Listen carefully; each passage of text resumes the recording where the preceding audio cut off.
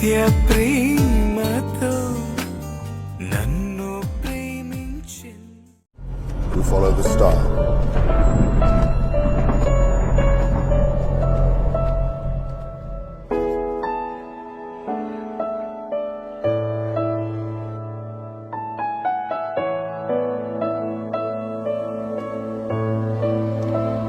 His name is Jesus.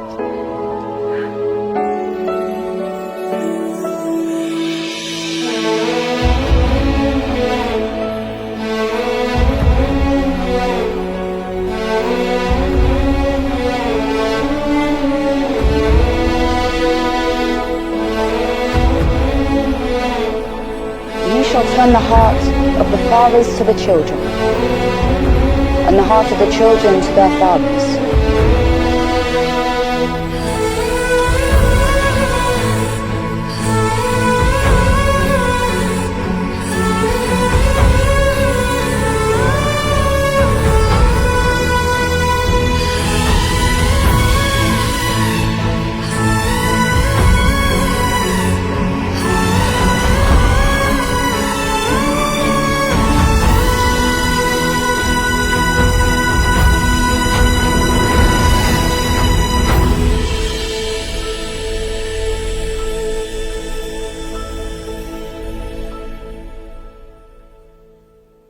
ఆరంలో బైబిల్లో నుంచి మనం నేర్చుకుంటూ అనేక సంగతులు నేర్చుకోవడానికి ప్రయత్నం చేయాలి.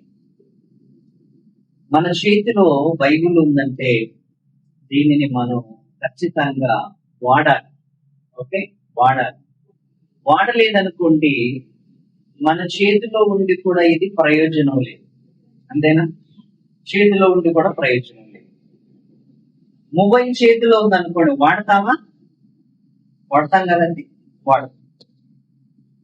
మొబైల్ చేతిలో ఉన్నప్పుడు ఖచ్చితంగా వాడతాం. వాడితేనే దానికి ఒక వాల్యూ ఉంటది కదా. వాడలేదనుకోండి, ఎందుకు కొనుక్కుంటాం ఇక దాన్ని కదా, కొనుక్కొని కూడా వేస్ట్. అందుకే వాక్యము మన చేతిలోకి దేవుడు ఎందుకు తీసుకొచ్చాడు తెలుసా? ఇది ఒకప్పుడు రాతి పలకల మీద ఉందంట. మోషే గారు వాక్యాలను దేని మీద రాశాడు? రాతి పలకల మీద కదా, రాతి పలకల మీద రాశాడు. రాతి పలకల మీద రాయబడిన రాతలన్నీ కూడా ఇప్పుడు ఎందులోకి వచ్చాయి? కాగితం మీదకి వచ్చాయి. రాతి పలకల మీద ఉన్న రాతలన్నీ కూడా కాగితం పైకి వచ్చాయంటే సులభమైందా, బరువైందా? కమన్, సులభమైంది కదా. हल्का हो गए है ना.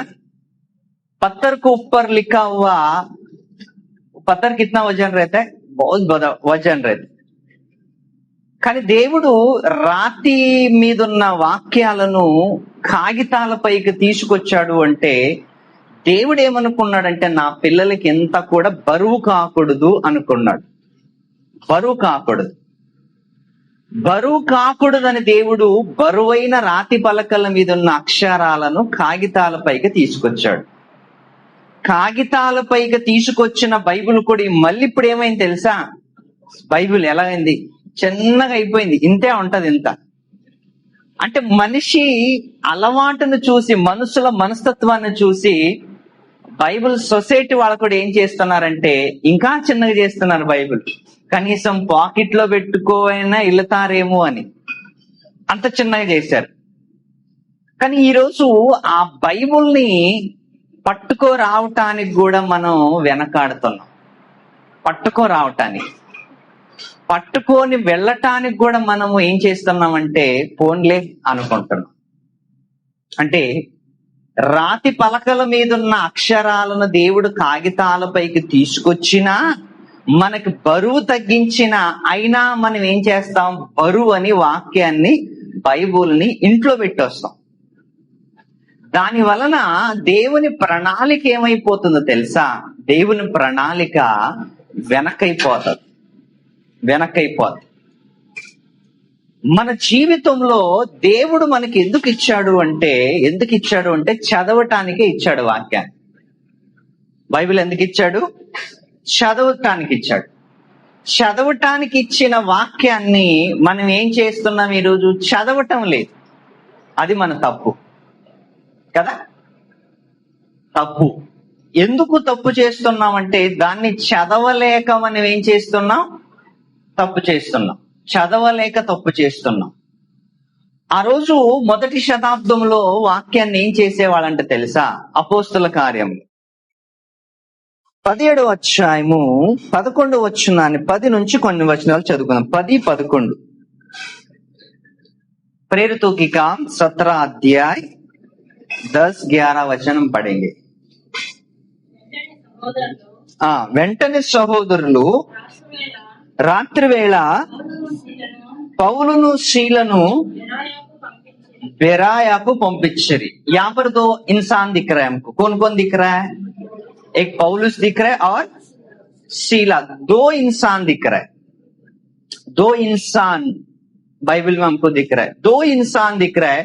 तो ये लोग को कहां भेजा गया? किधर? जोर से बोलो. कौन सा गांव है वो? बेराया. अमरनाथ नहीं ना. बेराया भेजा गया. किस लिए भेजा गया?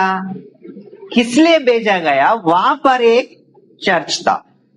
चर्च में जाकर ये लोग वचन बताते थे.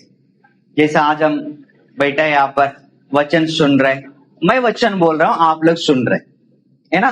दो है. एक वचन बताने वाला है, एक वचन सुनने वाला है. कौन सी जगह में? बेराया में. बेराया में जाकर ये लोग पौलुस और सीला दोनों वचन बता रहे थे. पौलुस वचन बता रहे थे. पौलुस वचन बताते वक्त जो नीचे बैठा है वो लोग काली नहीं बैठा है बोलता है.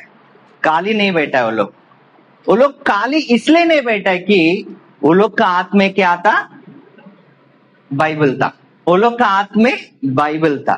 तो हमारा हाथ में भी बाइबल है ना. जब बेराया जो चर्च था उनका हाथ में भी बाइबल था. लेकिन उनमें हमने क्या फर्क है? उनमें हमें क्या फर्क है? यहाँ पर हमको फर्क मालूम पड़ रहा है. देखिए 11 वचन पढ़ेंगे. 10 वचन पढ़िए. बेराया को पंपिचिरी. हिंदी में पढ़िए.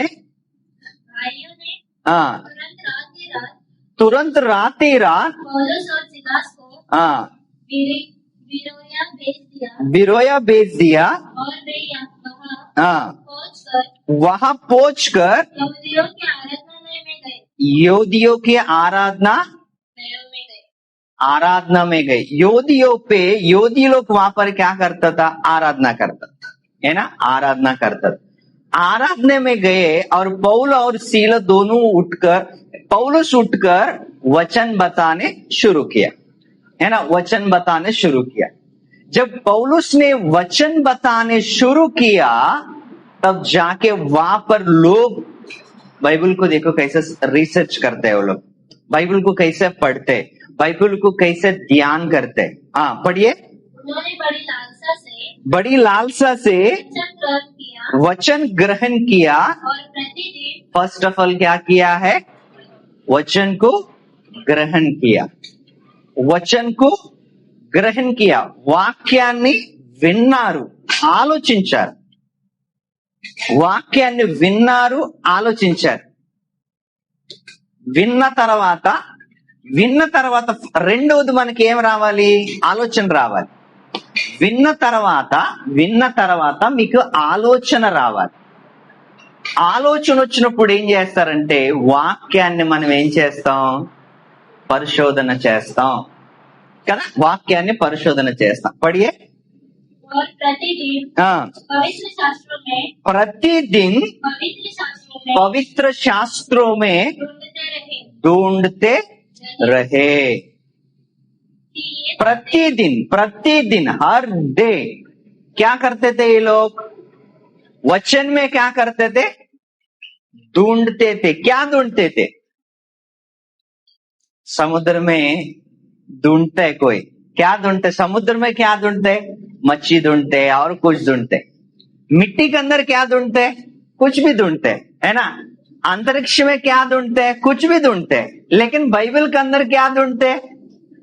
क्या सुनो, बाइबल के अंदर क्या ढूंढते, वैसा ही है क्या नहीं? वापिस पढ़िए।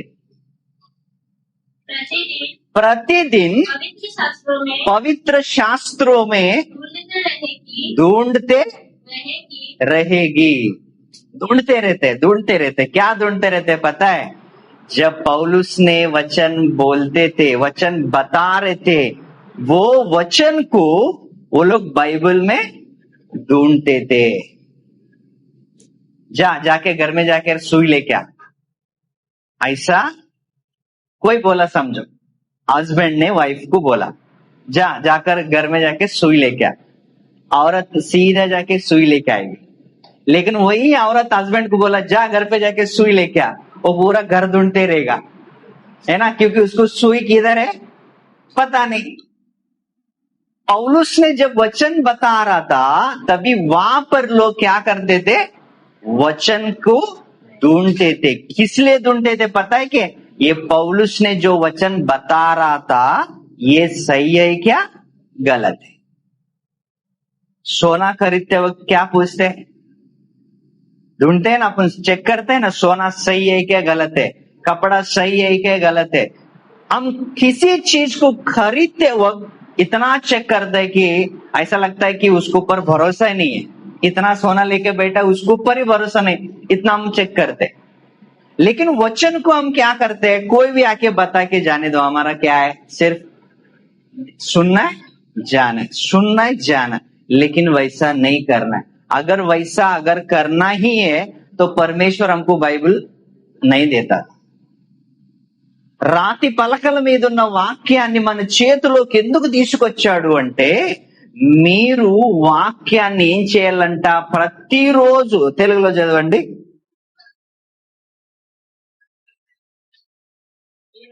బెరాయకు వచ్చిరి, వారు వచ్చి యూదుల సమాజ మందిరములో ప్రవేశించిరి.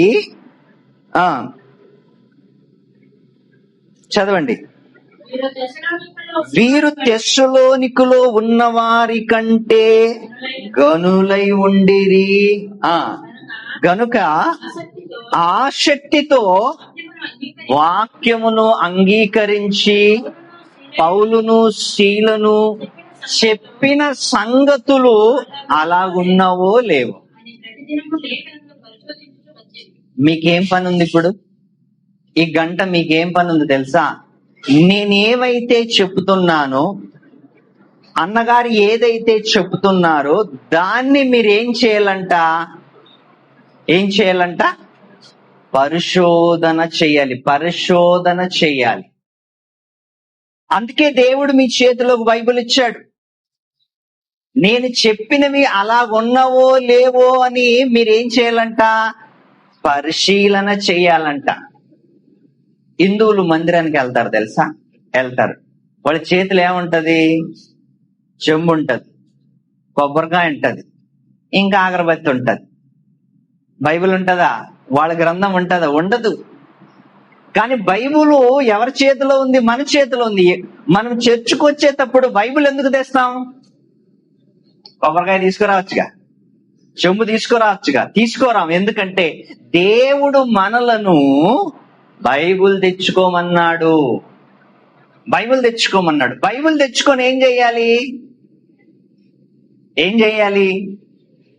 నేను చెప్పినవి ఉన్నాయా లేవా అని మీరేం చేయాలి? చూసుకోవాలి. రేషన్ దుకాణానికి వెళ్ళేటప్పుడు ఏం తెచ్చుకెళ్తాం? రేషన్ కార్డు తీసుకెళ్తాం కదా. మరి రేషన్ దుకాణానికి వెళ్ళేటప్పుడు రేషన్ కార్డు ఎలాగ అవసరమో, చర్చికి వచ్చేటప్పుడు బైబుల్ కూడా అంతే అవసరం. ఎందుకు అవసరం అంటే, ఇక్కడ చెబుతున్న వాళ్ళు ఉన్నాయా లేవా అని మీరేం చేసుకోవాలి? పరిశోధన చెయ్యాలి. అందుకే మనం బైబిల్ని తెచ్చుకోవాలి.